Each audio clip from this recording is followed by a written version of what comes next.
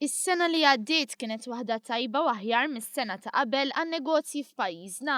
Dan ir-riżulta minn stħarriġ tal-GRTU li sar online u permezz ta' telefonati lil 183 negozju differenti li jinkludi kemm ħwienet u anke servizzi fost oħrajn.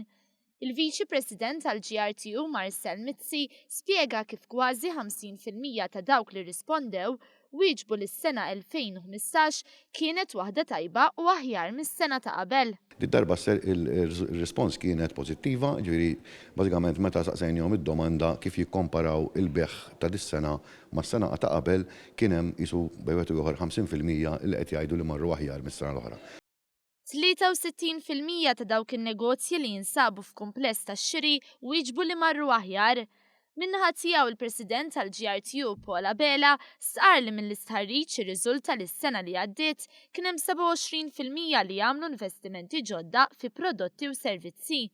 Fost il-fatturi li waslu għal dan ir-riżultat hemm il-flus fil-bwiet tal-konsumatur. Waħda mill-iktar risposti li kienet komuni kienet illi qed iħossu li n-nies għandhom iktar flus jonfqu, kien hemm ukoll binsema ħafna fajda oħra bħal pereżempju li d-darba l-ewwel darba kienet it-temp. Minħabba li kellna temp tajjeb l-aħħar żmien naturalment minn in-negozju tiegħu taffettwaħ it-temp mar aħjar, ġifieri ħaġa normali. Kien hemm affarijiet oħra wkoll, ġifieri pereżempju kien hemm insemma t-turiżmu illi għax kien hemm turiżmu tajjeb. Minkejja li wieħed biss fil-mija għamlu l-kummerċ tagħhom online, 16% qalu li tilfu l-bejħ minħabba x-xiri online.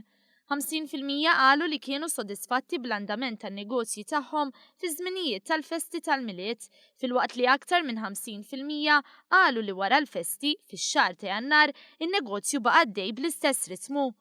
Għas-sena li bdiet xahar ilu jidher li hemm prospetti tajbin, dan hekk kif 30% ta' dawk li ħaddu sehem fl-istħarriġ qalu li qed jippjanaw li jkabru n-negozju f'Malta stess. Il-kap eżekuttiv tal-GRTU Abigail Bsajla Mamo elenkat uħud mill-isfidi li semmew in-negozji fosthom dik tal-kompetizzjoni inġusta, il-problema ta' infurzar u fil-mod ta' kif jinħarġu l-liċenzji temporanji tal-bejja kif ukoll il-kwistjonijiet ta' loading u unloading u parkeġġ.